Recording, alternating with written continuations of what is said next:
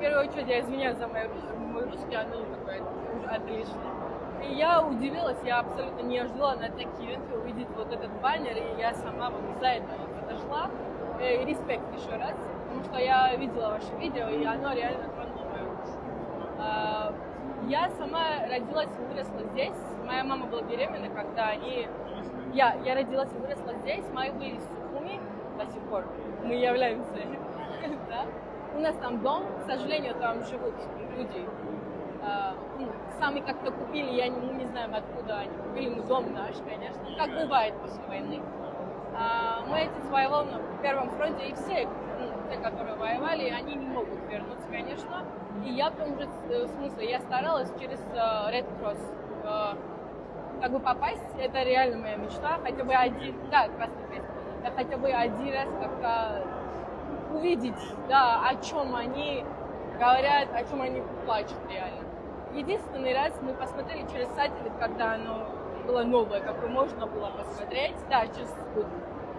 И, они реально, было им так плохо, это было только один раз и последний. И наши родители, и у меня брат еще, и все, мы сказали, все, на этом мы никогда больше, пока лайв это все не увидим, и мы надеемся, что мы, братья и сестры, они, да, конечно, один народ, и реально больно смотреть на это.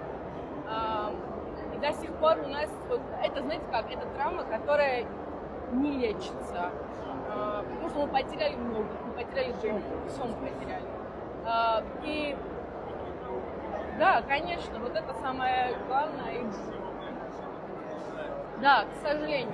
Если честно, это такая тема так больно, сентиментальная, что в семье почти не говорили про это. Это было как табуировано. Единственный раз, когда мы слышали про это, истории, это было когда на супе, да, перед как бы застолье, как это было у нас, супру мы называем это.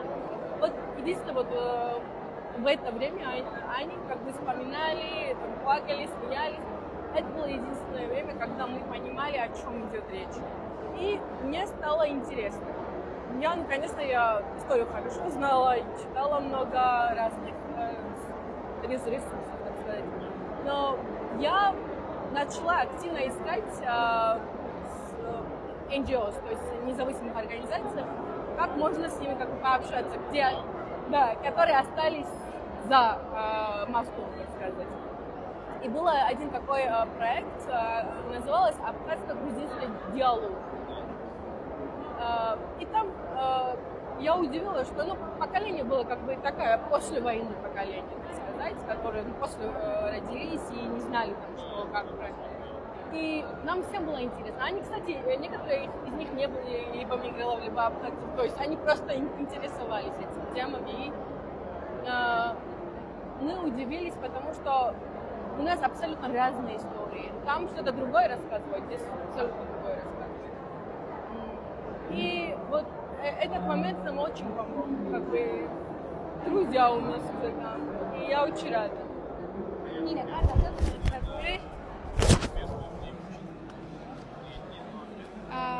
არის მის დამოდი მეორე ვნახოთ.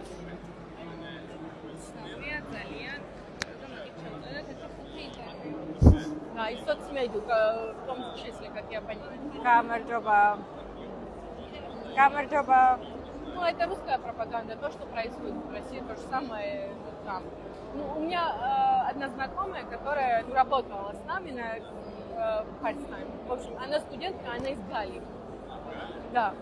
Она работала, да, очень приятно. И она сказала, что у него закрыта соцсеть, то есть она не может показывать там все, она закрыта. То есть, когда она здесь, она старается не активно не использовать, все потому что они контролируют, как она использует.